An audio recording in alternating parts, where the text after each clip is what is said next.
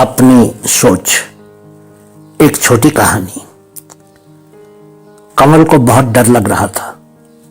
उस समय वो घर में अकेली औरत थी।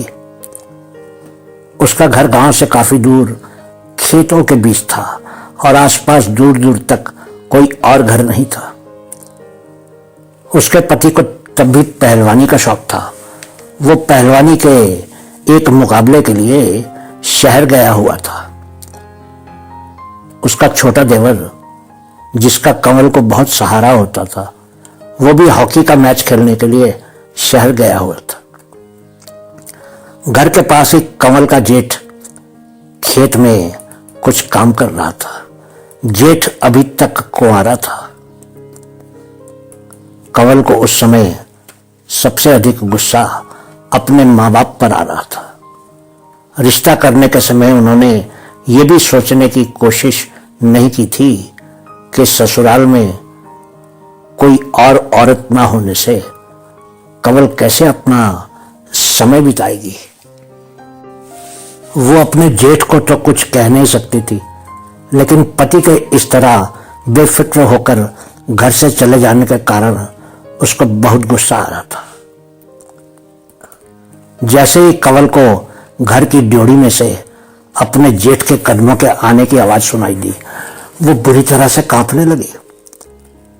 जिस डर से वो अब तक घबराती आई थी, वही डर अब उसके सामने खड़ा था। एक पल में उसके साथ क्या होने वाला था, उसके बारे में सोचकर ही वो कोने में एक कुर्सी पर बैठी बुरी तरह घबरा रही थी। तभी बाहर से ही आवाज आई, भाभी जरा मेरे कपड़े पकड़ा देना। उसके जेठ की आवाज थी। कुछ ही देर में उसका जेठ कपड़े लेकर घर के बाहर जाने लगा, लेकिन जाने से पहले बोला, भाभी मैं बाहर आंगन में ही चारपाई पर सो जाता हूं, आप अंदर से दरवाजा बंद कर लीजिए। कमल की तो जैसे सांस में सांस आ गई।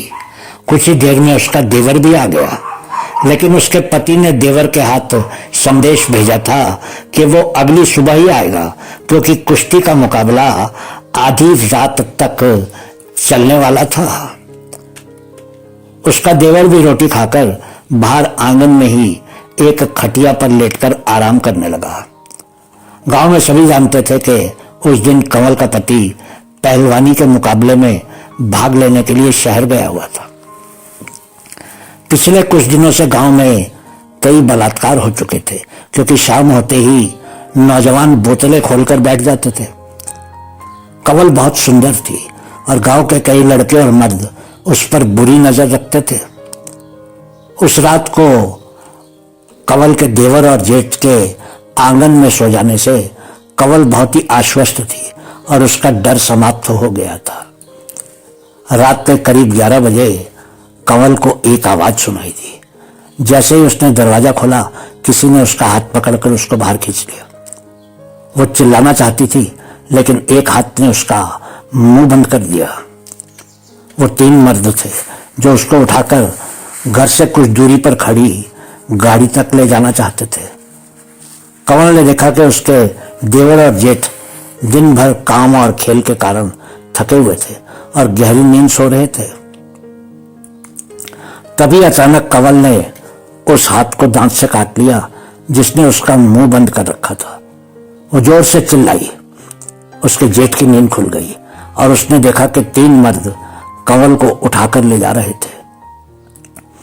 जेठ ने देखा कि उसके छोटे भाई की हॉकी उसकी खटिया के पास ही पड़ी थी। उसने तुरंत ही हॉकी उठा ली और एक अपहरणकर्ता के सर पर प्रहार कर दिया। वो आदमी चीख मारकर नीचे गिर गया। उसके दोनों साथी कमल को वहीं छोड़कर भाग गए। तब तक कमल का देवर भी जाग गया था। वो भी भाभी की मदद को आ गया। जेठ ने तुरंत ही गांव जाकर पुलिस को खबर की और उस घायल आदमी को पुलिस के हवाले कर दिया। पुलिस वाले अस्पताल ले गए, लेकिन उसके सर से बहुत खून बह चुका था, इसलिए वो अस्पताल पहुंचते पहुंचते वो आदमी मर गया। वो आदमी गांव के सबसे बड़े जमींदार का रिश्तेदार था। सुबह जब कमल का पति वापस आया तो उसके जेठ और देवर ने उसको पूरी बात बता दी कि कैसे 3 आदमी घर में घुस आए थे और कैसे वो कमल को उठाकर ले जा रहे थे। अगली दोपहर को पुलिस फिर आई और कमल के जेठ को ले जाने लगी। पुलिस ने कहा कि कमल के जेठ ने जमींदार के भतीजे का खून किया था और उसके सर पर हॉकी मारकर। जेठ बोला कि उसने उस मर्द के सर पर हॉकी अपनी भाभी को बचाने के लिए मारी थी, पर पुलिस ने उसकी एक नहीं सुनी। अदालत में झूठी गवाही दे दी गई और जेठ को 7 साल की सजा हो गई। जब अदालत से जेठ को जेल ले जाया जा रहा था तो दूर खड़ी कंवल आंसू बहा रही थी। जाते जाते जेठ ने कंवल से कहा, अपनी छोटी बहन की रक्षा करने में अगर मुझे उम्र कैद भी हो जाती तो कोई मलाल नहीं होता। घर आने के बाद कंवल घंटों बैठी सोचती रही कि कितनी बुरी सोच थी उसकी। वो अपने जेठ और देवर से ही डरती रहती थी, जबकि जेठ उसको छोटी बहन और देवर उसको मां समझता था। दोस्तों, ये हमारी सोच ही होती है जिसके कारण कई बार हम बहुत से गलत फैसले ले लेते हैं और फिर बाद में अफसोस करते हैं। सिर्फ औरत होने के कारण यह नहीं मान लेना चाहिए कि पति को छोड़कर आसपास के सभी मर्द लुटेरे या बलात्कारी भेड़िए हैं। जरा सोचिएगा।